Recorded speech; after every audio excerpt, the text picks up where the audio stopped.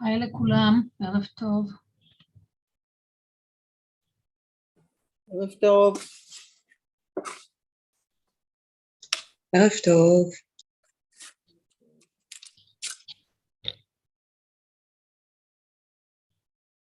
בזמן שאנחנו מחכים לאנילה, אני בדרך כלל לא אומרת את זה כל שבוע, כי זה חבר'ה קבועים כאן, אני מזכירה לכם לתת דנה באתר לשיעור הקבוע הזה שלנו. אפשר אחת לכמה שבועות, אפשר כל שבוע, איך שרוצים, דרך אתר ידידי הדרמה זה מאוד נוח, בהעברה בנקאית.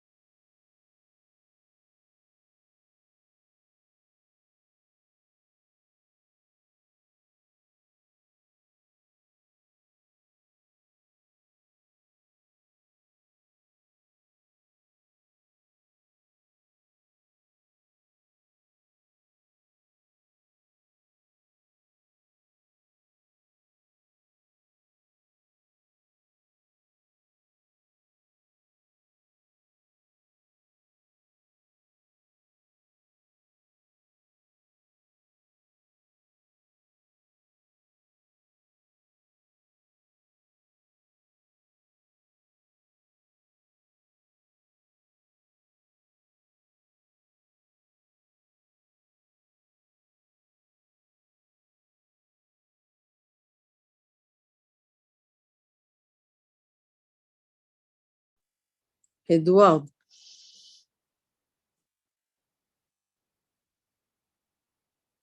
כן, אתה תמיד עטוף כאילו שאתה בחוץ, אבל אתה בפנים.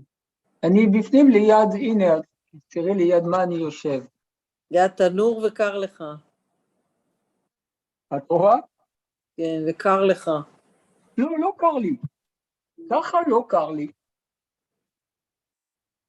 אבל אם אני מוריד את הכובע, אז קר לי בראש. אין לי כיסוי. You can continue chatting if you want. I have nothing against it. Good evening, Anila. Huh? Hi, good evening. Good evening, Noah. Gosh, Hello, are you not good tired evening. to having to come every Wednesday just for me? Noah? We love to come to you. Well, I'm not asking we, I said you.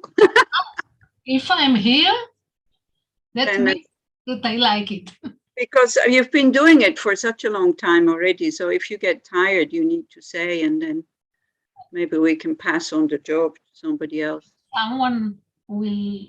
If someone agree to take it, I will continue coming without doing it. Okay, then so if you are continue to come, then you can keep it, I think. We don't have to instruct anybody new. But it's very kind of you. Thank you very much. All right, so how is everybody? Yeah, what? Yes, no. Ariella, is she there? Ariella is not there yet. I'm here. Oh, yeah, you're there. Ariella? Did you find the sutra at the time of death? Yes, I did. Thank you very much. Yes. Yeah, yeah. It's a very common sutra, and it's so nice, you know. I mean, we don't have to just, if if this sutra is going to help us at the time of death, we have to be familiar with it now. We have to practice these things now. Then it will be helpful just hearing it. And then the mind will go into that state of of emptiness, non-attachment, and full awakening. That full awakening is not outside, it's somewhere inside. So then that's why. So then it will be very helpful. But if we don't kind of really train these different states of mind now, then, then somebody might as well read, I don't know, Mickey Mouse, something that makes you relax. Something. Anyway, I'm going to show you a small video, but maybe first we do some just sitting and arriving and coming down, being present with a good motivation. Maybe I can share something with the Sangha further to what you were saying. Look, everybody can always share whatever they want to share because it is a discussion group. So please do. So this week I did something that I don't know, always was stuck in my head since a child. And I signed all the papers, and I will be donating my body to the Tel Aviv Medical University when I won't be here. Well, when I'll die. Mm-hmm. And it's something that I really wanted to do, and it happened this week. So I'm set. I'm ready. Now I'm working on the Dharma. Great. But can I just add something to this? It's also good to think about people who stay behind and to prepare in a way for them that your death will be easy. That you make a list of who needs to be, what I have in my computer is like a list of people who need to be notified that I'm dead. It's all in the paperwork, and it took me so many years because I waited for my daughter to grow up, out of respect for her and for her to understand and respect my wishes. Right. So, But so it's good to that point. It's good to also have all the other stuff ready, like your passwords, because it's so complicated when somebody dies. Maybe some of you have gone through this already, and you need, the insurances and the taxes and the banks and the accounts and this and that. So you can make it really in a folder. Yeah, exactly. So everybody should do that actually, with a very loving heart, so that when you do it, although it feels a bit strange sometimes. But when you do it, then you know that when you're gone and you cannot answer these questions anymore, then it will be very easy for them, and they will be very grateful. And also not to be shy to, for example, say what kind of prayers you want to be read, or no prayers, or no funeral, or no this, or no that. And most of the time it's being respected, sometimes not, because again, one thinks about the living and not so much just about the dead person. Once they have died, while they're still alive, it's really good when they're in the process of dying to really try as much as possible to fulfill their wishes. But then once they have died, maybe, there's a lot of things to be taken into consideration. If you're the one who is left, if you're the one who is gone, it's much easier, So because you only have to look for your good rebirth, then you don't have to clean up all your debts and mess and all this anymore. But really think now, when you have quiet moments, what will be important to me after I've died that people will do? Yeah.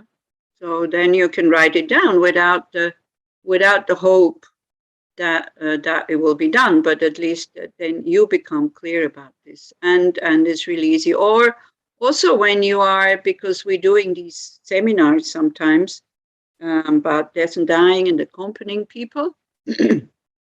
So we have a nurse who is with us, who is teaching also, who is in palliative care. Also, because when you're in palliative care, you might not be able to talk about anymore. So then your preferences for them, for the staff working there is really important, so that, I like to be touched, I don't like to be touched, trivial things like this. I'm really, for example, me, I don't care so much if they don't wash me every day. Other people, they care a lot. You know, they want to be washed every day. Other people, it's not so important.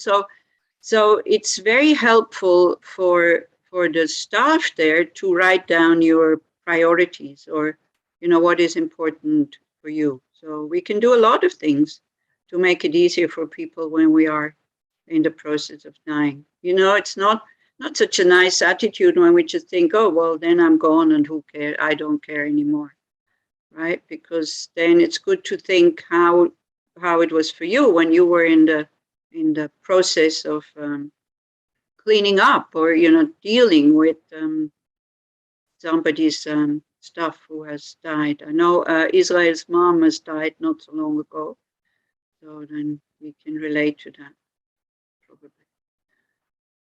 Okay, so let's just do some, yeah, thank you. So let's just do some just normal awareness. Normal. I don't know if awareness is normal. Like the usual, just to be here, connect with the body, because the body is the easiest object to find. But when you do awareness, actually talking about death, because you see in the bardo, when we have died and the mind is still kind of there, but it's not that mind that we have now, but that mind will not have a body anymore where it can anchor itself and come into the present. So it's a bit like the mind when we dream, right? When we have a dream body, and then it goes left, right, confused, this, that. There's nothing you can, you know, it's very difficult to concentrate in your dream. I don't know if you know what I'm talking about, if you have the same thing, you know, it's absolutely no control. Emotions coming, going, one story starting, the other one not finished, a new one coming, and a bit like this. So it can be like this in the intermediate state. So it's also good to take as object of awareness. Let's do that now, today, maybe. You're not just a body, but your sensations. Yeah. So without judging them, you know, not going good and bad, oh, very pleasant or very unpleasant, but just noticing pleasant, unpleasant, neutral. It's just a suggestion. Then for these 10 minutes, I let you do whatever you want to do. But body is the first thing, right? Mindfulness of body is the first thing because it's easiest to find, and it's like an anchor for the mind to be present, because the body is only in the present. But then don't get too lazy and just do that, because once when you feel you're quite stable on the body posture or on the breath even, then go to feelings after, you know, feelings like sensations, more, maybe a better word.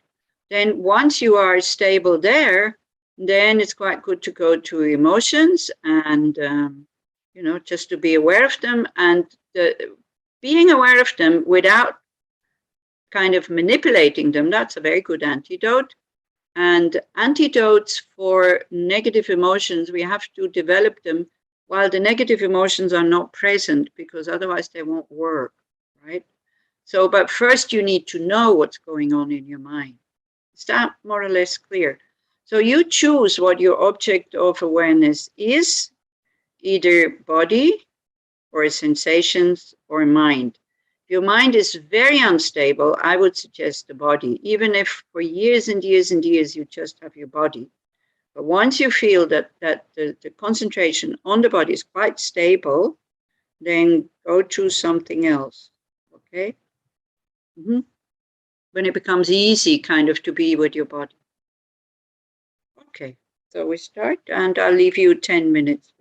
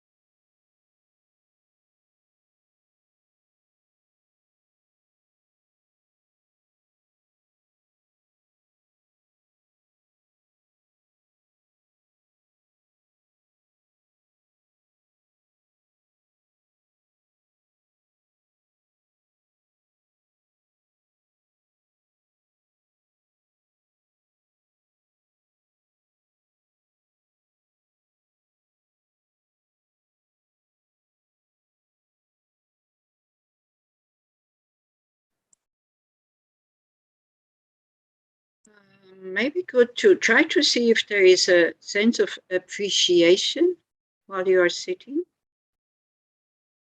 and training awareness. And if it's not there, how to bring it in, because we are in the chapter on diligence, enthusiasm, joyful effort.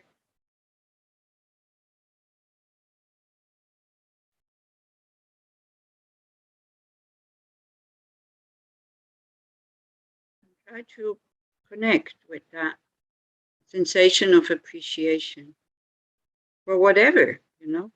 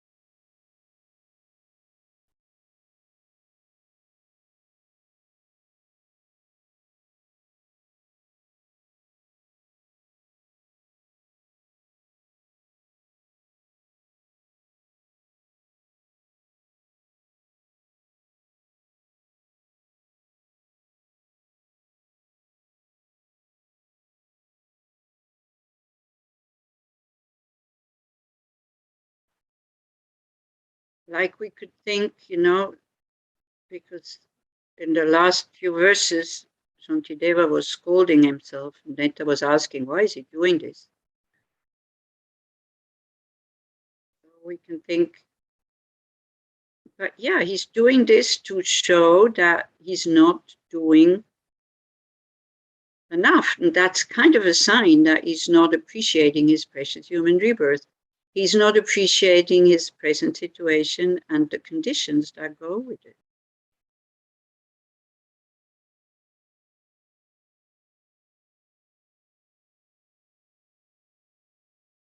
When we look at this seventh chapter, how to train in diligence and enthusiasm,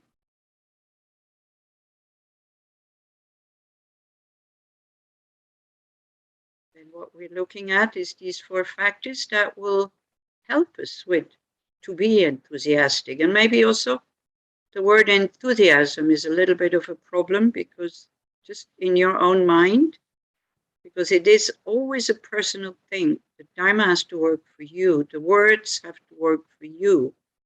So enthusiasm, how does it have a feeling to it?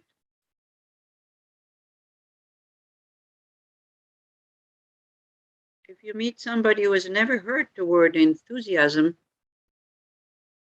how would you describe it? And when do you know if you are enthusiastic about something or not? Big question.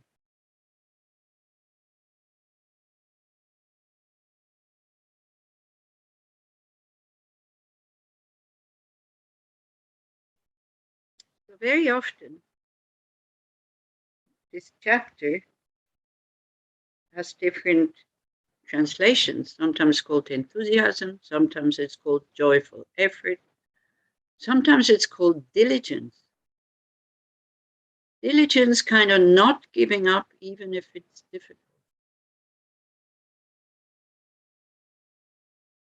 And when we do take the word diligence, because when we think enthusiasm, it's something that comes easy, isn't it? Something that is like we like to do, and we could almost not stop doing it. And we don't have to push ourselves. So maybe diligence with our Dharma practice is more appropriate. So then these 4 factors that we're looking at is like the first one, we're still with it, is aspiration.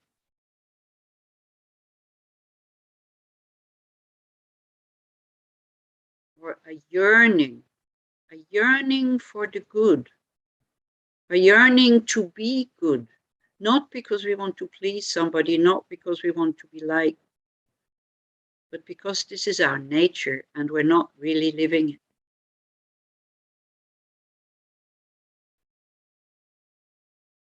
yearning to develop spontaneous bodhicitta, that we can care or have an open heart towards all sentient beings, whomever we meet. Sometimes called aspiration, sometimes yearning. When we see the benefits of bodhicitta, that yearning comes by itself. We forget.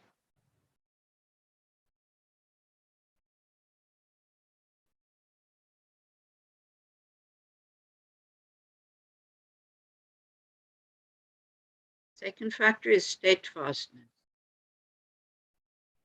He already prepared us a little bit for that when he said, no matter how long it takes, even if it takes eons, and I know it will last a long time, because even to eliminate one of my negativities takes a long time.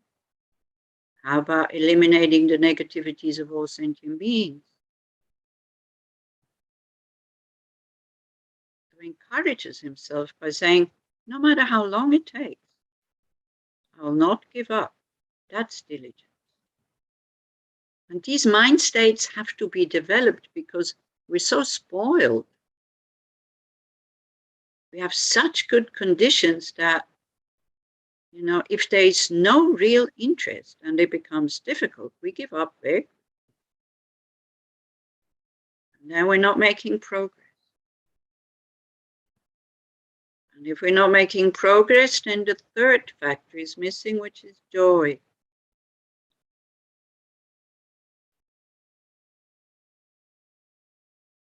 And when we have joy, we are in the dangers of overdoing it. And this is why the fourth factor is moderation or rest.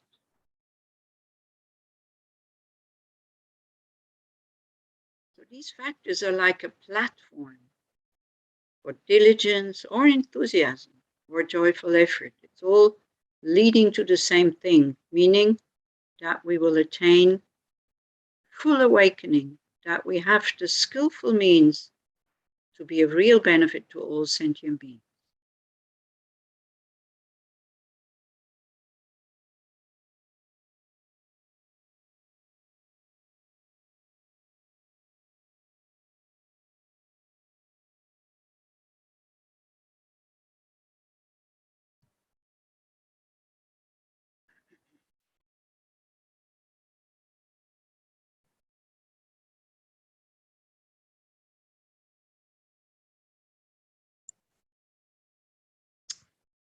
Okay, thank you very much. Noah, can you please give me the co-host so I can share the screen? Because we're going to look at verse 39. I think that's where we arrived at. And then I'll show you a little video, which is quite sweet. You might have seen it already, but it's okay.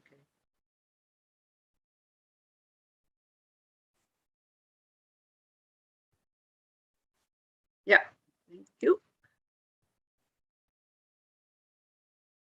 Okay, so, we have been talking about, and maybe disagreeing a little bit, that, all we did in our life is giving pain to our mother when she was giving birth to us. That was last one that we looked at, I think. And then he says, both now and in previous lives, such deprivation has arisen, meaning we're not finding what we want to have because of my lack of aspiring for the Dharma.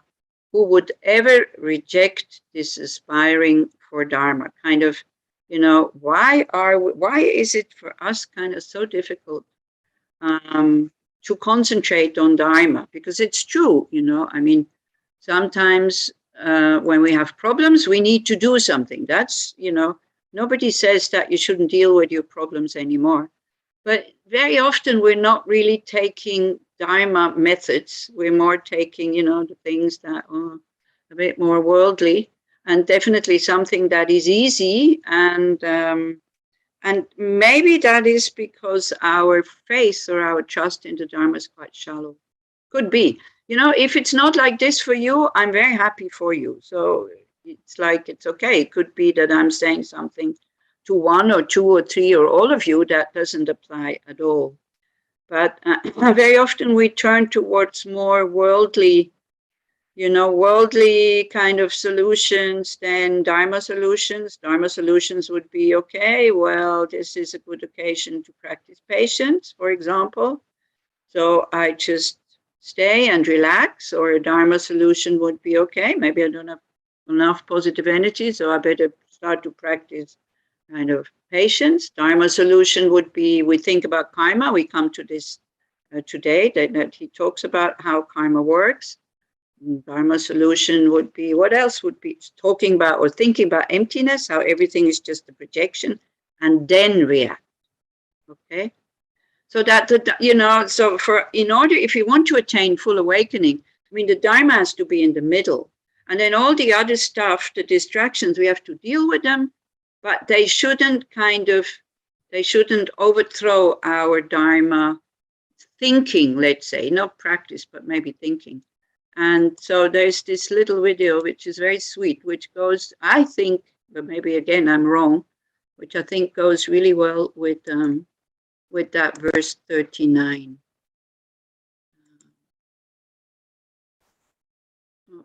Okay, now.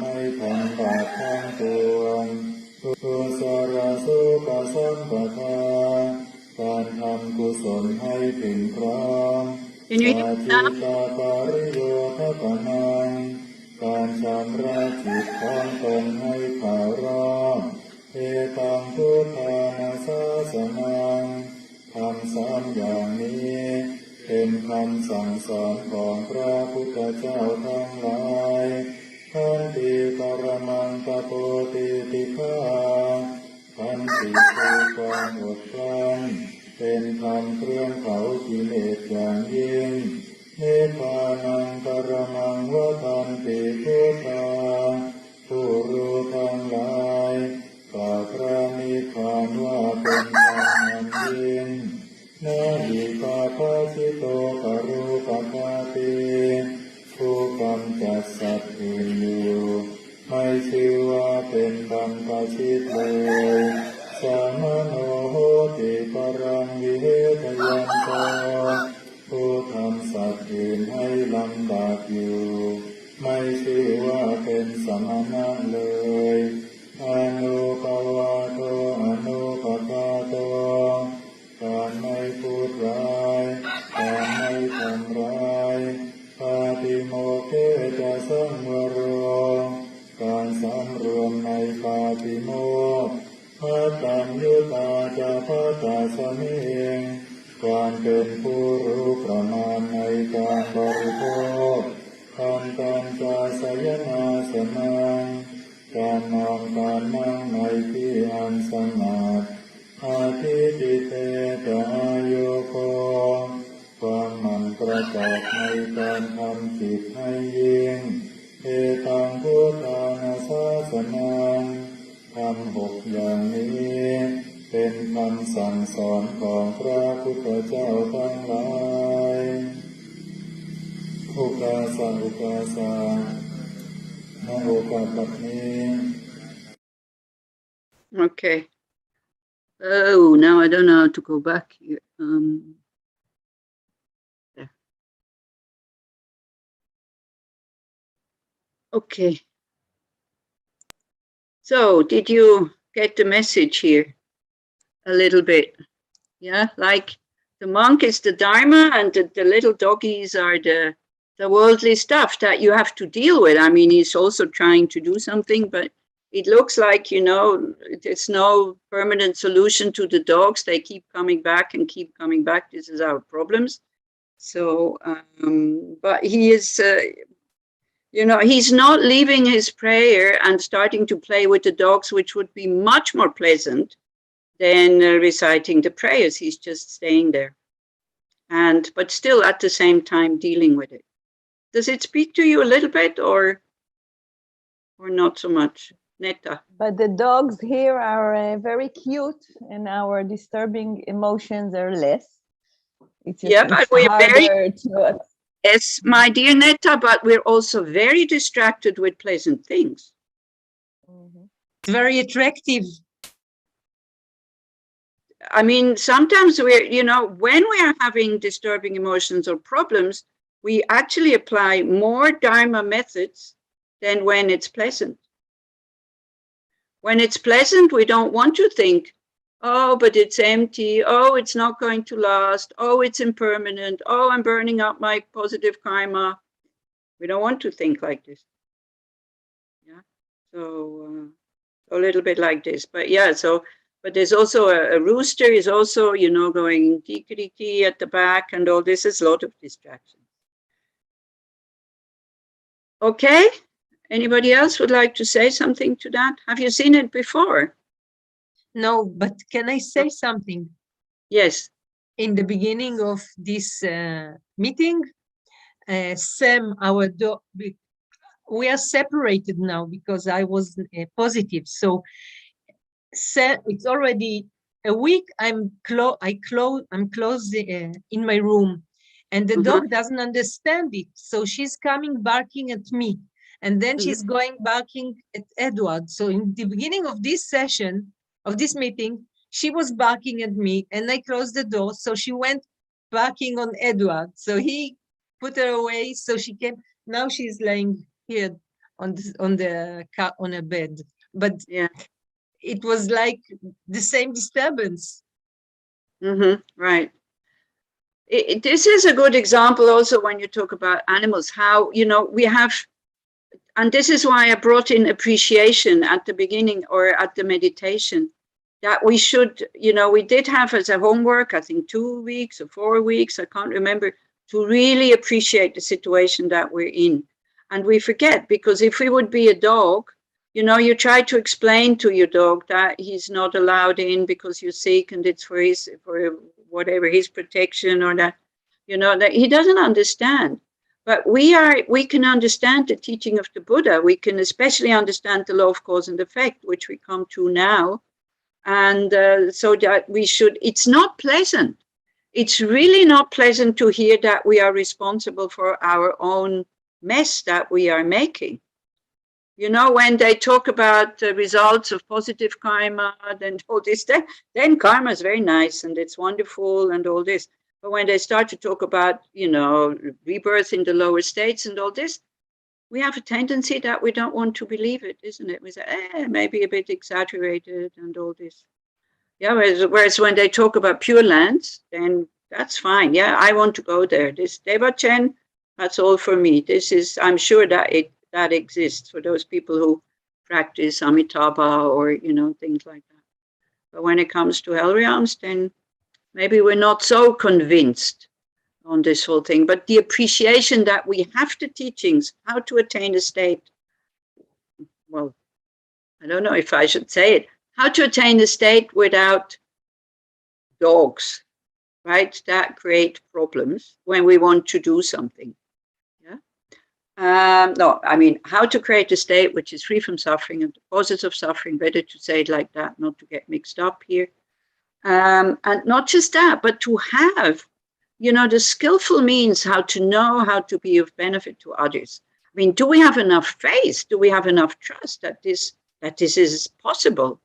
Yeah, we hear that it lasts eons and eons and eons, and then we complain after we have practiced 2 years or maybe 30 years, and we say, oh, there is still no progress.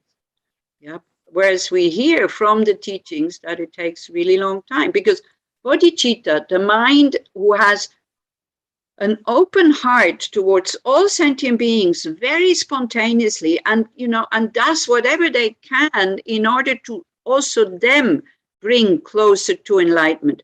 You know, helping others, it doesn't mean that you give them weapons when they want to go and kill somebody. It doesn't mean that you give them drugs because they're drug addicts. But you could give them drugs because long term, you know, now they need it, otherwise they kill somebody, something like that. You know, to have such a mind to really know how to be of benefit. I mean, wouldn't you want to have that? I see you're doubting. Nobody is really, you know, going, yeah, right. Yes. Smadar, at least Smadar. So this is, you know, this is what we would call enthusiasm. Then when it comes down to create the causes, then it's not so much, yeah, let me bring in these difficulties. You know, I was thinking, well, I don't have so much problems in practicing Dharma, what we usually call practice Dharma. We talk about practicing Dharma, sitting down, doing meditations, doing practices, studying, reading, and all this. But sometimes the Dharma practice itself can be difficult because my French is not that fantastic, okay? So I was leading a medicine Buddha puja in French, and I had lung at the end because it was, I couldn't get my tongue around some words. And I thought, like, yeah, this is it. The hardships also of still, you know, saying, okay, next time I do again, it's okay. Even though there wasn't any pleasure, actually, because I found it quite difficult to recite in French, because I can only speak, I can't read properly in French. So, so I thought, okay, I have had some hardships in practicing Dharma, and then to be happy that we, even though it's there, we're not losing our joy in doing it, or our, you know, our determination of doing it. Yeah, Netta, when you asked last time, you know, when he said, I didn't do this and I didn't do that, I'm doing that. You asked, why is he doing this? Why is he saying that? Did you come to a conclusion? Did you find your own answer? Because we need to find our own answers here with this. I think it's the basis because it sounds like us criticizing ourselves and slandering and being, and it's not helping for our enthusiasm and our joyful effort. But I think he has a different basis, the trust in his goodness and his abilities, so he can slander or he can criticize. Yeah. So he can wake himself up. But if you don't have this basis of this goodness and ability, I think it's dangerous.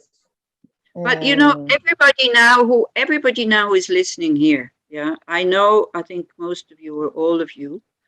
And have you never scolded yourself? You know, telling yourself, gosh, I'm such an idiot.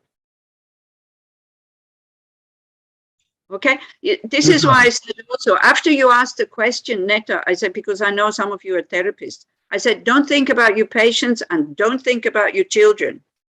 You are not a patient in psychotherapy and you are not a child.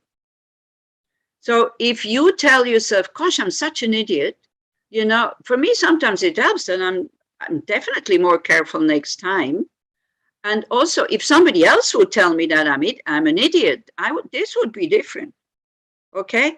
But telling myself, he's talking to himself, he's not talking to you, you know. And this is why I say, if you find it helpful, then by all means, at occasions when you need to have, you know, when we get lost in playing with the dogs, for example, instead of doing whatever, you know, praying or whatever, then that we get going, because he does talk afterward. He does talk about not having done enough formal practice, meaning also making offerings to the Buddhas or helping the poor.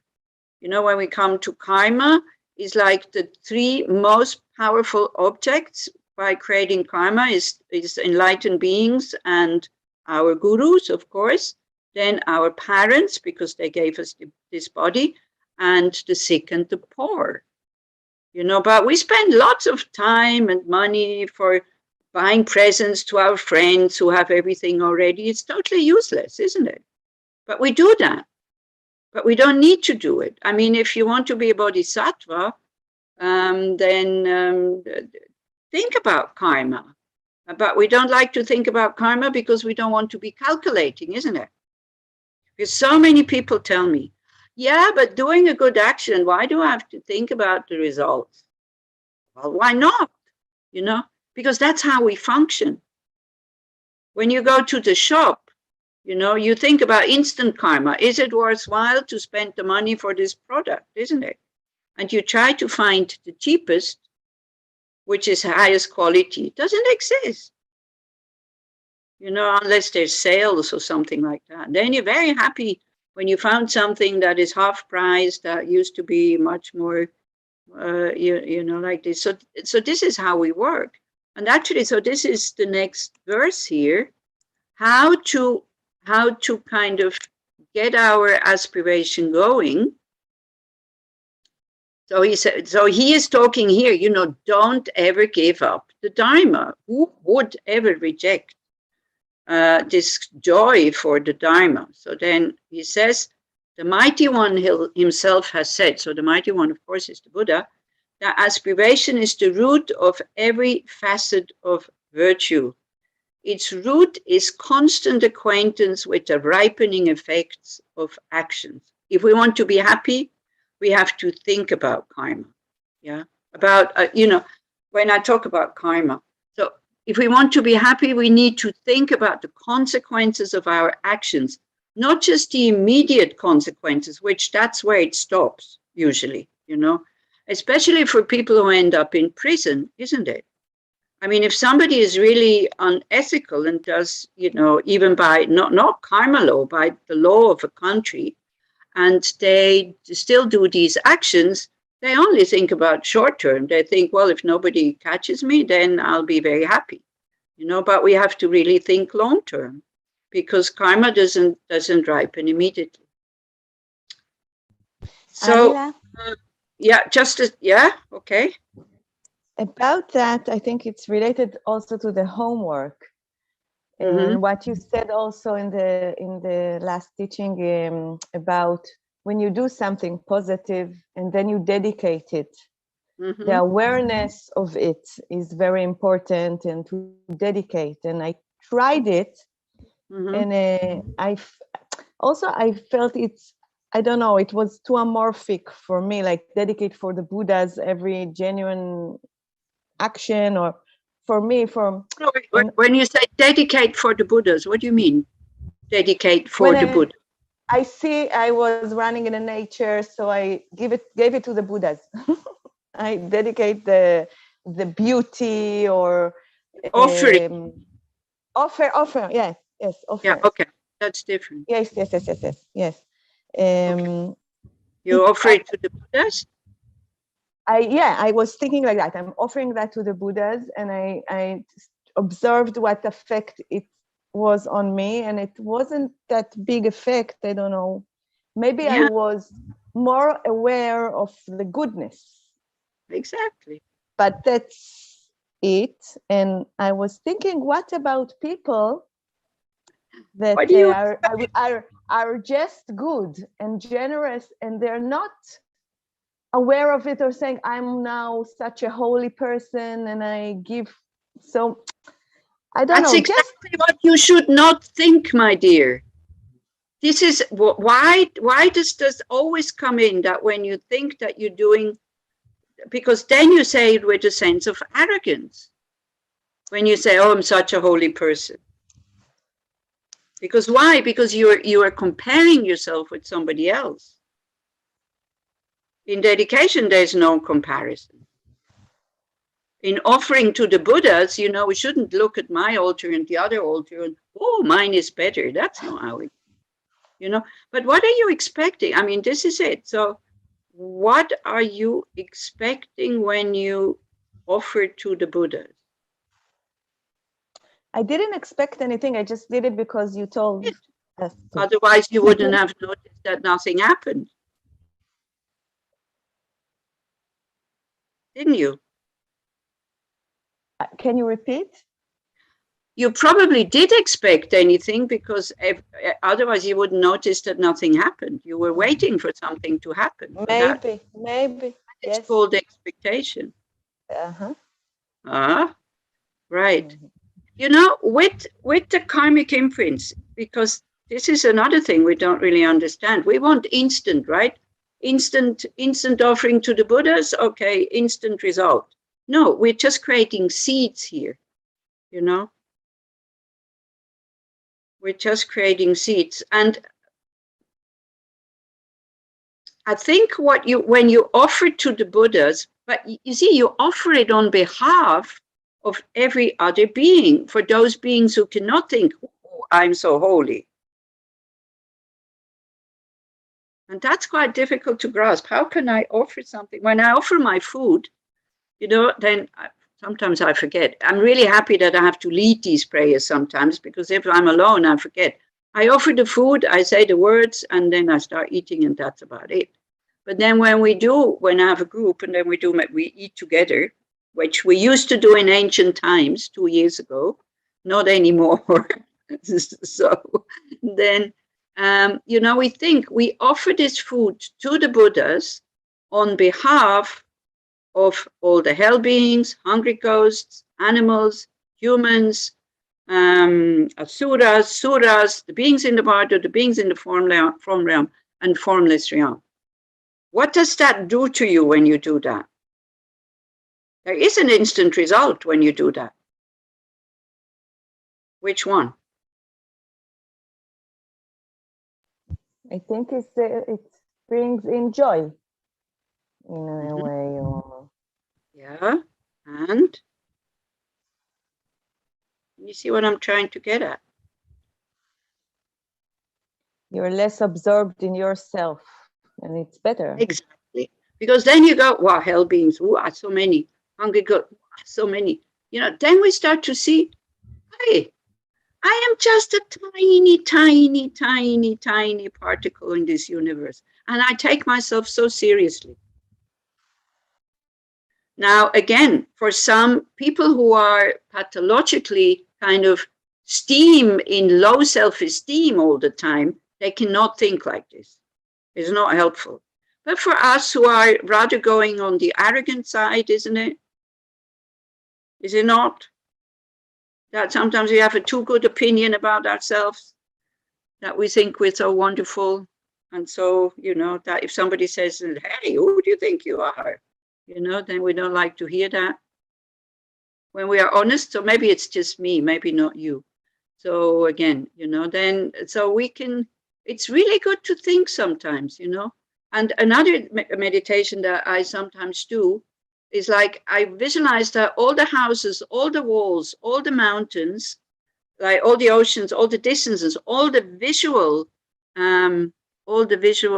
obstacles go away. And I see myself on a huge theater stage. And then who am I, amongst all these people? And we all want the same thing. So these kinds of methods you have to try out and then see what it does to you. And then it's good that we discuss, because as Netta says, nothing happened. It's not truth. Something happened. You are less concentrated on yourself because at least you think about the Buddhas. So when we offer to the Buddhas constantly what we find beautiful, we're just training ourselves, okay? So then you get into the habit. So when you have a problem, then you also think about the Buddhas and you ask for help. Yeah? And so we're not just, me alone in this universe, which we walk around in the universe with this feeling. Me, an individuum, which is not true. We are not an individuum. We are totally connected with others. We are totally depending on others. Yeah. And then this is why also when you do a tantric sadhana, if you do it like long, with the deity, Chenresig or Manjushri, so you go in steps. When you generate yourself as the deity, you go in steps. So you absorb every ordinary stuff, ordinary view that we have, environment, beings, me, the ordinary I, you kind of dissolve it into emptiness. And then out of this emptiness, first you have a seed syllable coming. So then, that we become aware we can be just mind. We don't necessarily need a body. And then from this seed syllable, usually it's a hum or a tree or something, you send out light. And first with this light, you make offerings to all Buddhas and Bodhisattvas. So we become aware they're always there. I think we underestimate what a Buddha is. When we study Shantideva's texts, as we're doing now, we make all these promises that we're going to be here for all sentient beings and we're going to guide them and we're going to lead them to enlightenment. So the ones who have attained full awakening, because they have made these promises to attain that state. So what do you think? Where are they now? They disappeared and said, okay, now I'm I'm liberated. I don't have suffering anymore. And the causes of suffering, let them go on by themselves. Is this what you think of a Buddha? Hello? Not just net talk, anybody else can answer you also.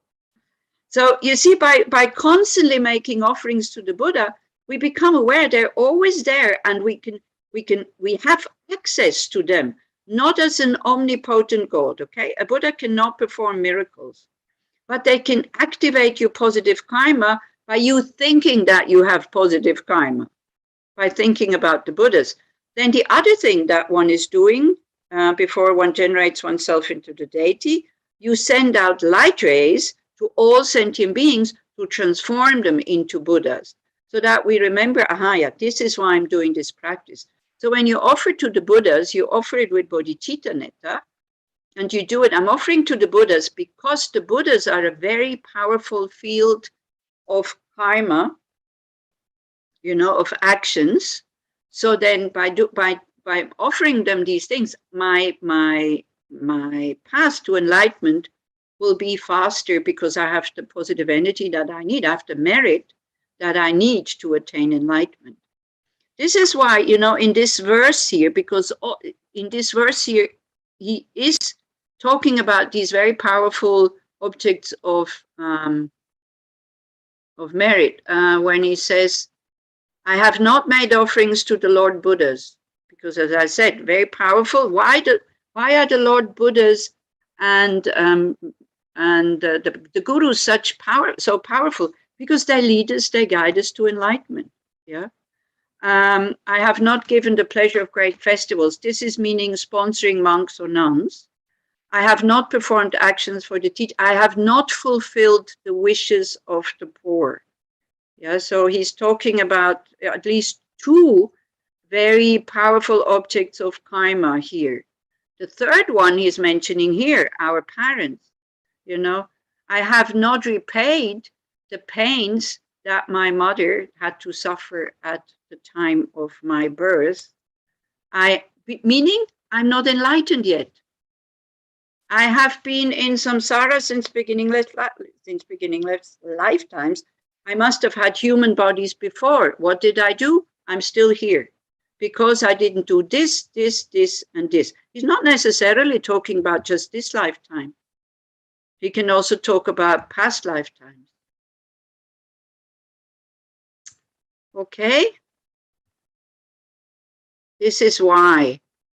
But again, you know, if you don't want to make offerings to the Buddhas, I mean, did it cost you something to think, I'm running in nature, how wonderful it is. I offer this beauty to all Buddhas. Did it cost anything? Did it damage you? You know, this is why offering to the Buddhas is so easy. And there's such a powerful way to gather the positive energy that we need to attain enlightenment. Because why? Because it reminds us of our past and it reminds us of our potential. Then if on top of it, you offer it to all Buddhas and Bodhisattvas, and you think, may all beings enjoy these wonderful feelings of being able to run in nature with pleasure. Because if you would tell me to go run in nature with my bad knees at the moment, I would definitely not have any pleasure. Yeah. So again, you know, so this is it. This is why, especially Tibetan Buddhism, it has so many easy practices to create a lot of merit. But, you know, many people want to have it difficult. They want to do actions with living beings who are not grateful, who don't want to be guided, who don't want to be helped, and then we despair. It's just it is just suggestions, yeah. And I tell you, at the moment, Elisheva knows because she participates every day almost, and also Ayela is there sometimes. We're doing 40 minutes practice for Venerable Punso. If you do this regularly, well, we can ask maybe Elisheva, what effect does it have on you? Does it have an effect? Yes. Yeah. My mind was in something else now. Okay, sorry. No, I'm excited because my son came from a vacation. He was in Eilat, and he bought me many presents. Oh, so I never got presents usually. Okay. So there you go. I was imagining people are having also present. They are happy, so then I could accept it more. Okay. But for your question, you know, I like to cry, but I can't cry because maybe because I become a little bit, you know, I don't know how to say it. I'm struggling my life, yes, with everything inside and outside, and so I become a little bit tough and cynic, and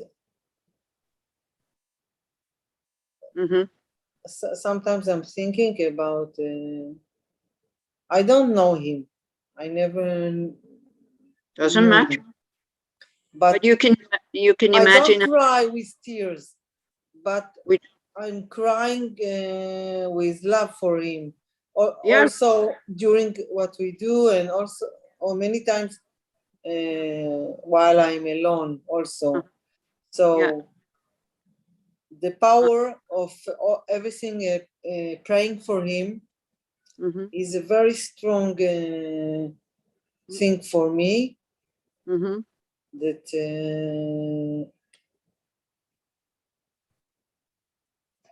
like, I don't know how to say it in English. Like the heart has a very strong energy. The heart, and when a lot of people are connecting to the heart, it's very, very strong, and I feel it like kind of crying, but I'm not crying with tears. It's like maybe it's kind of love or something. It's really affecting. Okay. Oh, also Anat is always is participating a lot, or almost always. So so it's very beautiful what is happening, because it's like, you know, the Israeli Sangha, older Sangha actually, who are probably seeing the benefit of doing all this, because they've been doing it for a long time, like, you know, Gila, Iki, Dani, everybody is there every day. It's so beautiful.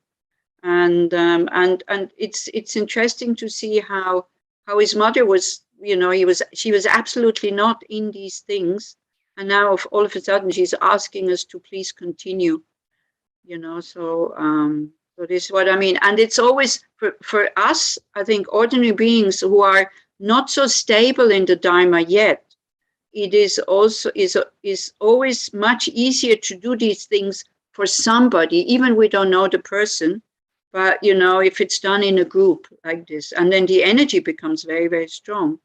Because they say it's usually 20 people every day. And Tekchok is there also. He's reading the Heart Sutra in Hebrew.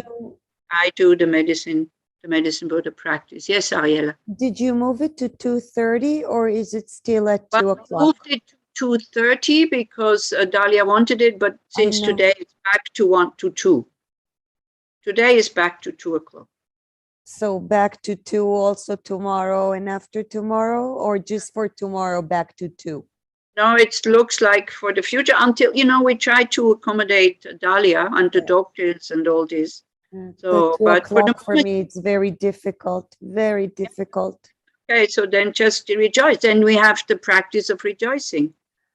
You know, you want to participate, you cannot. You can be either very unhappy about it, which doesn't do anything positive, or you can think, okay, I cannot participate, but how wonderful that this is happening. Then you create the same merit as if you would be participating. Yeah. So like this. So, but for the moment, it's at 2 o'clock. Yeah, there will always be times which is not good for some, and, you know, and for others. Okay. So we go back to where we were. So to think about ripening effects, not just the good effects, but also the negative actions, yeah? So then he continues by saying physical pain, mental unhappiness, all the various kinds of fear, as well as separation from what is desired, all arise from an unwholesome way of life, meaning negative actions, which then have their consequences.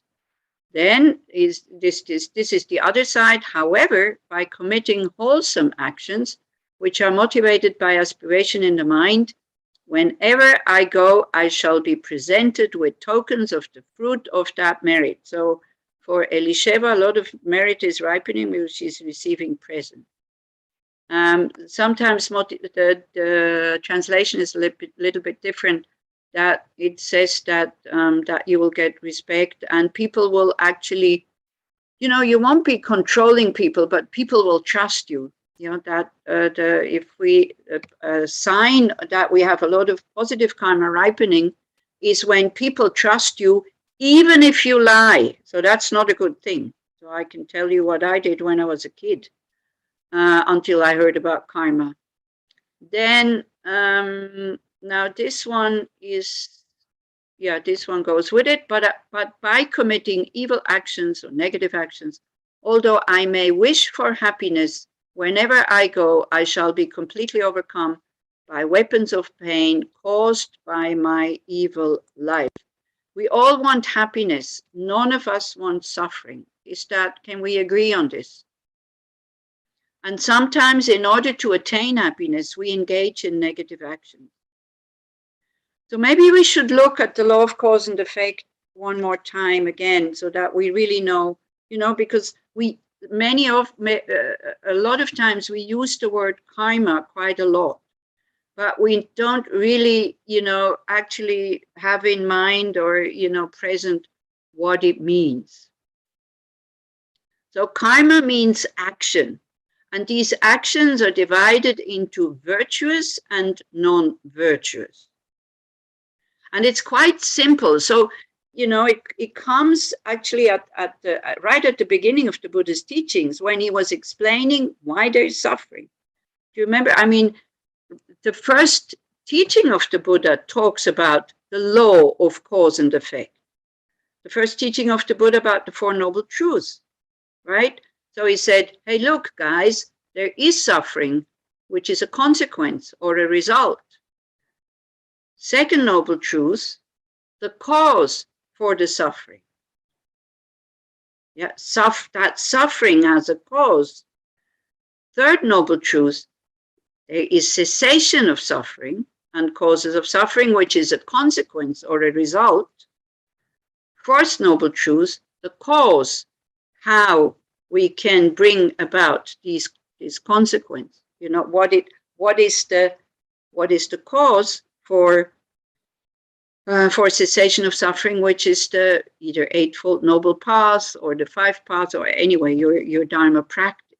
Yeah, so the whole teaching of the Buddha is about the law of cause and effect. And it's a law.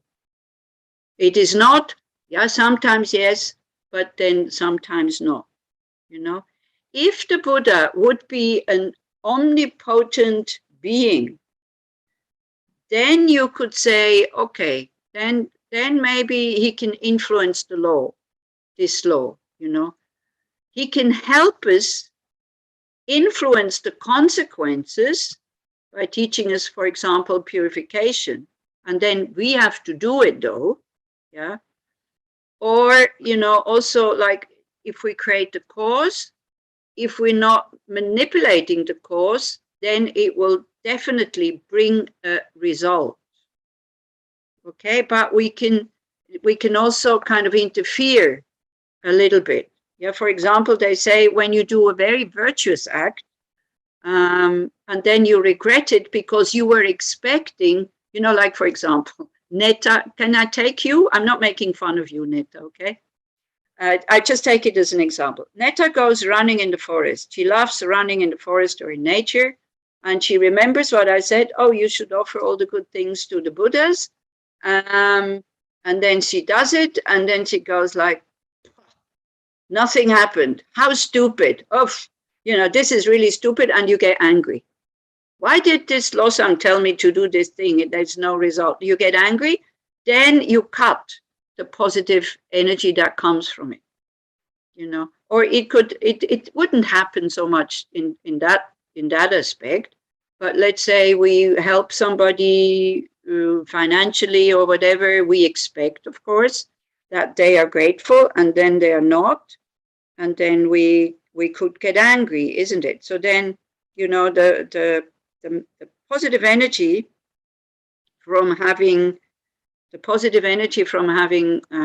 created or practiced generosity is cut, is destroyed, right? If you do something negative, then you have what is called the 4 opponent powers that one talks a lot about in purification.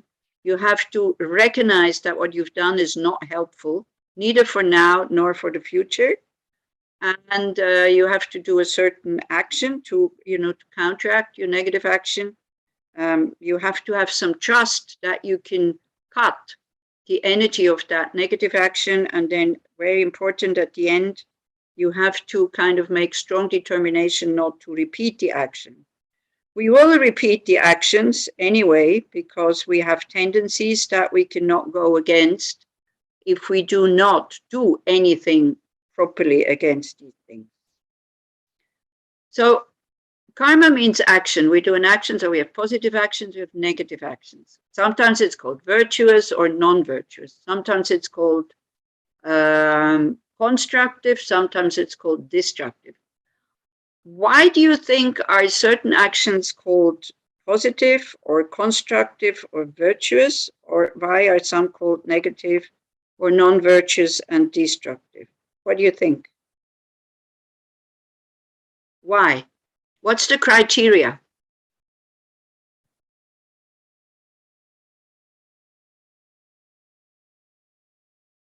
I mean, we're thinking about, just a sec, don't think in worldly terms, not what the world says or what the government says, what the Buddha says. Maybe we should first mention the negative actions. We have 3 of body, 4 of speech, 3 of mind. Anybody can tell me those 10 non-virtuous actions? Hey, come on. 3 of body. Healing. Healing, Stealing, sexual misconduct. And in that order, because it goes kind of, you know, killing is the worst, because that would be the worst if we lose our body. If somebody comes to kill us, that's why. Okay. Maybe I help you a bit, because otherwise we don't really get forward here. Then 4 of the speech is lying, not telling the truth, knowingly not telling the truth, wanting to deceive the other person, divisive talk or slander, harsh words, you know, even if somebody is an idiot, but you tell them that he is an idiot with a lot of, that's harsh words. And then meaningless talk, where, you know, when we talk about somebody who is not there, criticizing them, which doesn't really help. And then the 3 of the mind, which is covetousness or envy or harmful thoughts, and then wrong views. Now, why are these actions called negative? they harm others. Ah, is that why they're called negative?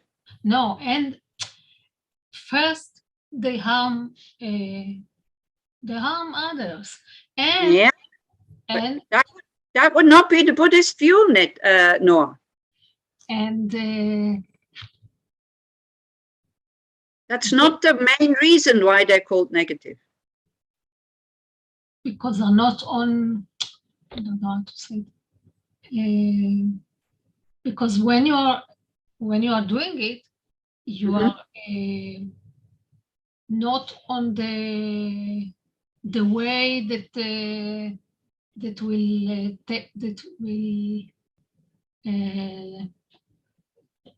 stop the suffering. They're not on the way that will stop the suffering. Exactly, this is it. because they lead to suffering. That's why they're called negative. And for whom? For you. So this is the first teaching of the Buddha, you know. We didn't talk about bodhicitta and compassion for others and all this. First, he talked about how we should care for ourselves by not creating negative actions. And this is why they're called negative actions, because they lead to suffering. Now, a positive action on that level is already just abstaining from any of these 10 actions. So you see, we create positive karma when I see something that I could take, but I'm not taking it. Or, you know, I'm on the phone with somebody and she's asking, what is this one doing? And I'm just about to say, criticizing, and I go, what's the point, you know? I mean, and I don't say it. During that moment, I create positive karma by abstaining. Or I see mosquito, I feel like killing it, but I go, no, I'm not going to kill it. That is on the lowest level, that is already positive karma. Not on the bodhisattva level, it's not enough. Yeah, but we have to first know the lowest level. Okay? But when we harm others, isn't it also a cause of suffer? Yeah, of course. But it's not, but the main reason why the Buddha taught about karma is not he taught about karma that we stop harming others for us not to suffer. Because of course, you know, but for example, in Switzerland, we have this organization which is called Exit, where people give other people who want to die something to drink so that then they will die. Now, it's a big discussion, you know, is this ethical? Is it not ethical? I don't know. But are they harming the person who wants to die? I wouldn't say so. So this is what I mean, you know. So it's, karma is very, very complex. It's really not simple. So we have to know all the features. Can anybody tell me the characteristics of karma? 4. You know, this is basics here. This is the parts. Yes, Netta. The parts, the intention, the action. No, that's not what I mean. What did you mean? Characteristics of karma. Ah, okay. What you say is also true, but this is what makes the karmic action. It's amplify itself. Sorry? It's amplify. That's one, yeah. It increases. That's one. There's 3 more. It's in the nature of the result is as the nature of the action. Definite, yeah, that's the second. Then what we have not created, we will not experience, be it positive or negative. And it never gets lost if you don't interfere with it.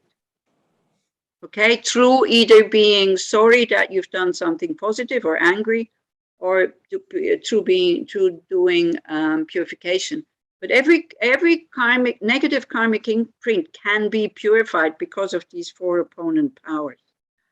Okay, so what now, Netta? What makes a karmic action complete?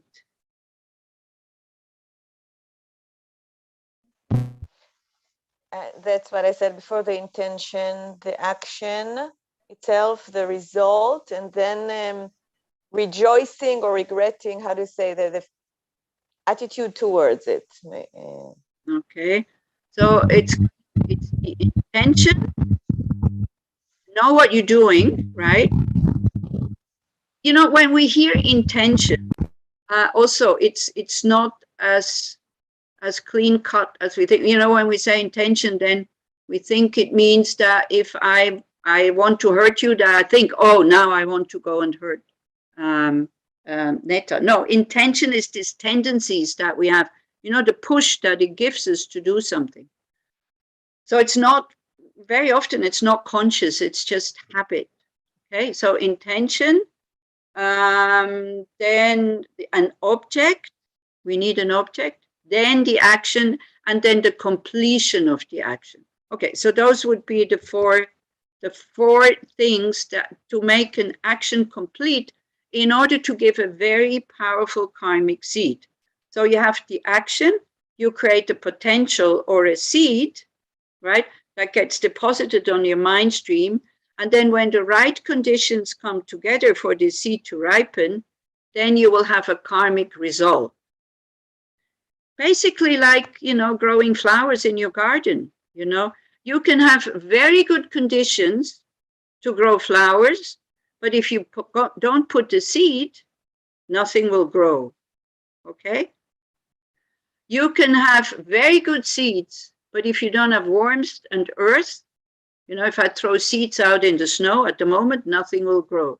Yeah, so you need the substantial cause, but you also need the conditions, the contributing cause for something to ripen.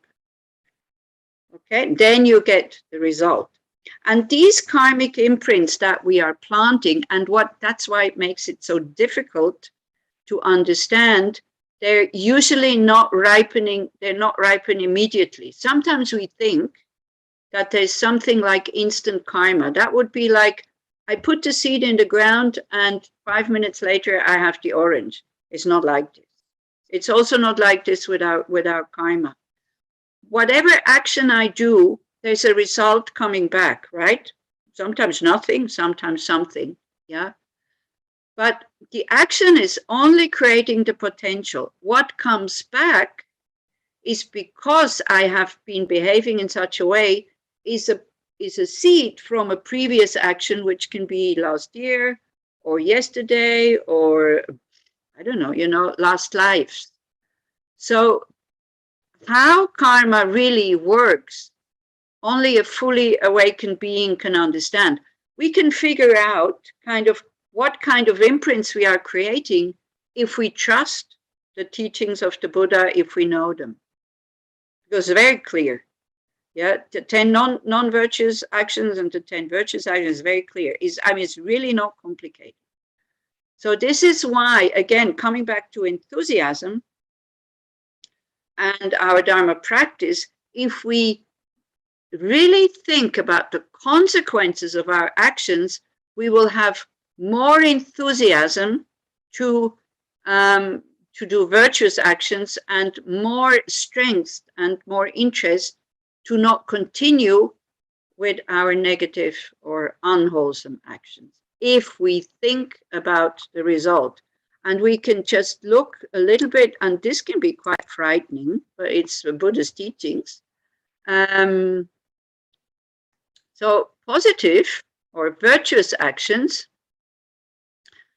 because, you know, these karmic imprints determine where you're going to be reborn next times, right? If you don't realize emptiness at the time of your death.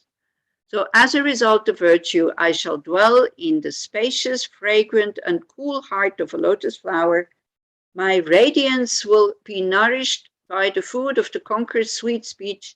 My glorious form will spring from a lotus unfolded by the mighty one's light. And as a bodhisattva, I shall abide in the presence of the conquerors.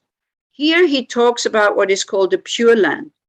In a Pure Land, you're kind of already, you will not fall back into samsara, and you will constantly hear the conqueror's sweet speech, meaning you will constantly hear Dharma, and you will constantly practice with a lot of enthusiasm because you will not have a gross human body, and it's very easy to practice there. The problem why one doesn't really want to go to a Pure Land, actually, is because there is no suffering. So it's very difficult to develop compassion because nobody suffers, right?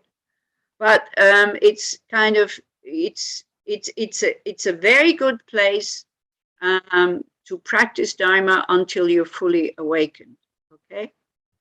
So that only comes from making aspirations to be born there. So there's many practices. For example, if you do Poa, you know, if you practice Poa practice, or if you are, if you do Tantra and these kinds of things, you know, you might be born in a Tantra is more that you're fully enlightened then. But especially Amitabha practice, you will be reborn in Devachen. Yeah, so like this. But you have to create the cause. You will not be reborn there by coincidence. This is basically what he's saying. And that is just a ripening result, you know, the karma that throws us there. And then, but as a result of non-virtue, my skin will be ripped off by the henchmen of Yama. In this feeble state, liquid copper melted by tremendous heat will be poured into my body. Pierced by flaming swords and daggers, my flesh will be cut into 100 pieces, and I shall tumble upon the fiercely blazing iron ground. So here he talks about hell states. Okay, now again, you can take this metaphorically, that's okay, because also for a precious human rebirth, or for a human rebirth, we need virtuous karma, right? So we can also say, you know, we have now, actually, now the human world, although there is suffering, but in terms of hearing the conqueror's sweet speech, I mean, we're there. You only have to put on your computer or YouTube, and you can 24 hours a day, you hear the Dharma. So if that is getting on your nerves, maybe you shouldn't make aspirations to be born in a Pure Land, because that's what's going to happen there. That's just a joke, sorry. Maybe not such a good one. Okay, so the very courageous bodhisattvas, they say, no, I don't want to go there because it takes a long time to attain enlightenment. I want to be reborn as a human, because as a human I can practice the 6 perfections, especially generosity, ethical conduct, and patience, and then it will be much quicker to attain enlightenment. Again, you know, depends on your motivation. I'm still kind of tempted by the Pure Land, to be honest. Because also if we're reborn as human and we spend a lot of time being either attached to useless stuff or being angry about things that we don't like, is not much point, isn't it? Because then we cannot create that much merit. Okay, do you have any questions to that? Because otherwise we stop here. So for the enthusiasm, it is to have aspiration, or this yearning, you know, to have bodhicitta. It is important to think about the consequences of our actions in order to have this aspiration to practice the Dharma. Practice the Buddha Dharma, where the Buddha says, he doesn't say, don't do this and this and this and this. He doesn't also say, do this and this and this and this. The Buddha only says, if you do this, that happens. He doesn't force us to do anything. It's all in our hands. And he will not reward us, you know, if we make an altar every day. That is not a reward from the Buddha. That is your mind creating the positive energy that you need in order to attain Buddhahood. And even maintain or even develop bodhicitta. Because just the bodhicitta mind is really difficult to practice. Yeah. So this will be your homework, my dears. When you do something positive, you rejoice. Then, you know, it kind of fortifies that positive energy. When you do something stupid, then you think like, oh, wow, that wasn't really helpful. May I be able to stop these tendencies. And you will see that it's very easy to rejoice in our positive actions, and the mind will not so happily look at our negative actions as negative. Maybe, I don't know. So it will be interesting. It should become an interesting week. You see, it's the same thing, you know, if you have to bear hardships, and we know that, and there's a reason to bear these hardships. It's easy to bear these hardships. Or for example, you know, as Elisheva was saying, when we do the things for Punsok and his mom, when we do the prayers, we do them out of love, then also it's kind of easy to do. Even though, you know, I'm sure you would have much more pleasant things to do than for these 30, 40 minutes to go on the Zoom and to recite the mantras of the Heart Sutra and of the Medicine Buddha, as was advised by Chada Rinpoche. You know, you could play with the dogs, yeah, instead of just reciting these mantras. But why do you do it? Because it's your love that is doing it. And if I think about Hunsok's mom, you know, who is going through the problem today because he has corona on top of it. So like today she was all dressed up in these things about, you know, so not to catch the virus and all this. And she's not so happy with, you know, where he is and all this. But she's going there whenever she can. And also yesterday I learned that she lost her daughter 8 years ago also. I was shocked also. Yeah. 10 years ago, that day, yesterday was the day where she lost her daughter through cancer. And these are her two only children. She doesn't have more children. But she is taking the hardships of going to see Punsok, which makes her suffer even more by being there. You know?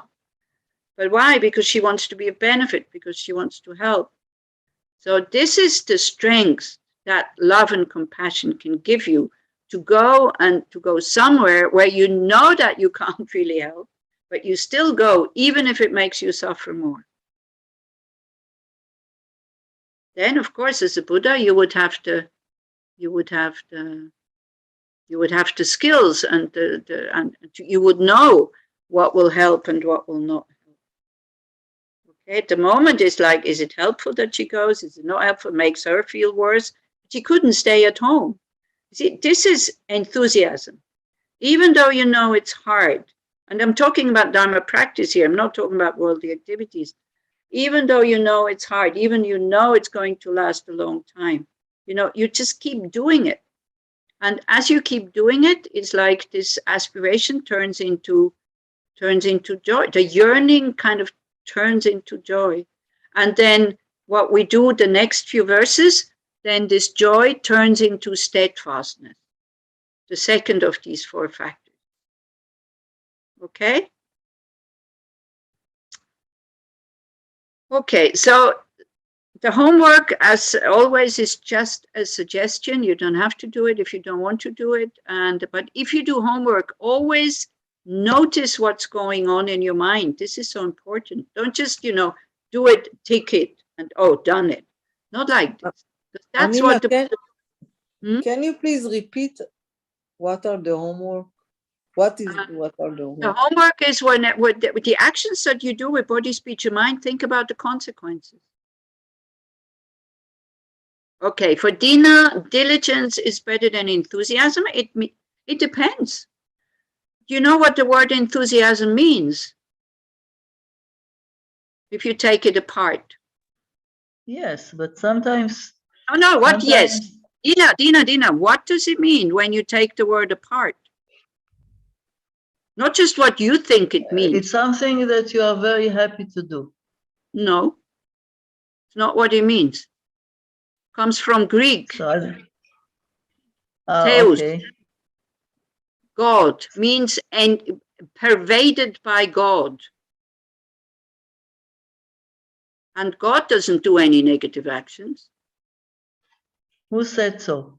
Well, that's what we think, isn't it? I don't know. If God is angry, he does bad things. We're not going there. I don't believe in a creator God anyway, so we shouldn't go there. But, you know, but it's like having the energy of a God almost, pervaded by God. This is what it means, enthusiasm. Doesn't mean yoo-hoo, you know. So, again, for the words, Dina, you know, use the word that speaks to you. This is why the Buddha gave 84,000 teachings, plus now we have these 84,000 teachings, plus many different translations. So then we have even more. And this is why Buddhism is an experiential vehicle where you find out what works best, still going the same way, you know. Okay, thank you. Anila, but it's only effort. It has the meaning of joyful effort. Only effort is partial. So joyful effort. The joyful is meaningful here, isn't it? In the enthusiasm, it's more meaningful. You know, then we have to take the word joy apart. What is joyful? Is it what, or is it what? So maybe this can be another homework. You try to feel joy, and then make a picture or a color, or you put a word or words. Yeah. You know, we use a lot of words, but it's just, we don't really know what it means. You know, when I used to climb rocks, you're not kind of yodeling and shouting and whatever. You were very concentrated, but you're very joyful, and it hurts, and it's very dangerous, and it's very stupid. I'm glad I'm too old to even be tempted to do it anymore. I really am. Yeah. And it's totally meaningless, by the way. So, but anyway, so yeah, use the words that you find meaningful. Use Hebrew words, you know. Why use English words? And sometimes it's really good, you go into the Wikipedia and you put in the word and you look at the definition of the word. This is why the monks in the monasteries, you know, they have to learn all the definitions for the words, so that it's not too, especially when they discuss emptiness. So it's not too wide and not too narrow. You know, when we say, for example, the definition of mind, which is what?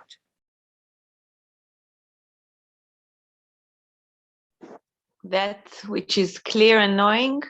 Exactly, clear and knowing. So if we only say clear, then also space is clear, non-obstructive. You know, this is what it means. So it's too wide, you know. So then that's why we have to add knowing, for example. Okay. So we dedicate all the positive energy that we have been generating, so that it doesn't get lost also. This is why we dedicate, you know, and we need to have something to dedicate. So this is why we dedicate at the end. It kind of reaffirms to us why we are doing this. That's one reason of dedicating. The other one is that they say it's like, you know, if you have just a small river and the river will dry up, but if the river goes to the ocean, that river will always exist in the ocean. It will never dry up. A bit like this. So we dedicate all the positive energy that we have generated so that we understand reality as it is. We stop projecting, because even karma also is empty of inherent existence, doesn't exist from its own side, but because we don't see it and we make everything kind of, you know, intrinsically existing, and we make it very solid and very true, and we don't see how much projection there is in there. Yeah. So may we all be able to understand reality, that reality exists on two levels. The level of emptiness, that nothing exists from its own side, but also the conventional level, that karma does exist as a dependent arising. Okay. In order to create an action, you need somebody who creates the action. You need the action, and you need then the result of the action or the consequence. Otherwise, or the seed that is being created. Otherwise, there is no karma. So everything exists in dependence on something else. And we all be able to understand that. Then, you know, also in the meantime, totally open up our heart. Put meaning into our lives, so that instead of harming, wherever we can, we are of benefit. That we think, you know, as an aspiration, whoever sees, hears, touches me, talks to me, talks about me, may it only be of benefit to them. What benefit? So that we all attain liberation and full enlightenment, full awakening. Okay, thank you very much. Have a good week. And hopefully see you next Wednesday. And if you want to participate in if you have time, if you want to participate, it's a nice way of seeing old Sangha members, by the way, that we haven't seen since long time. And I usually leave the computer on, and if they want to chat with each other, or, they can. At the beginning, we always have a little chat. At the end, we have a little chat. So it's a very nice way of connecting with people who are not living in Israel, like Yaki was there today, and Tekchok, who is in France. And somebody else in Switzerland is participating who has some connection to the Israeli Sangha Children, because she's been leading Nunes in Graz, where some of you came. And so it's a very nice way of connecting. Every day at 2 o'clock Israeli time. And it creates a lot of merit. Can I dedicate positive action to the ones who are in pain and wish them to be free of... Yeah, that's what we just did, didn't we? Yeah, of course, we always do, and then may I attain full awakening in order to lead all sentient beings to that state. Then also very nice dedication, may the precious mind of bodhicitta that has not arisen, may it arise very quickly. May that which has arisen not diminish, but increase forevermore. So this one verse is actually talking about the chapters in Shantideva's text. So when it says, when bodhicitta that has not arisen may arise, that's chapter 1, 2, 3. May that which has arisen not diminish, that's 4 and 5. Awareness and mindfulness. But may it increase more and more is chapter 6, 7, 8, 9. So when you say, may the precious bodhicitta that has not arisen arise, may that which has arisen not decline, but increase forevermore, you actually talk about the whole 10 chapters of Shantideva's text. Okay. Thank you very much. Thank you. May all beings and free from suffering. Thank you. Bye. Thank you Thank very you. much. Good night. You. Bye. Bye. Bye. Bye. Bye.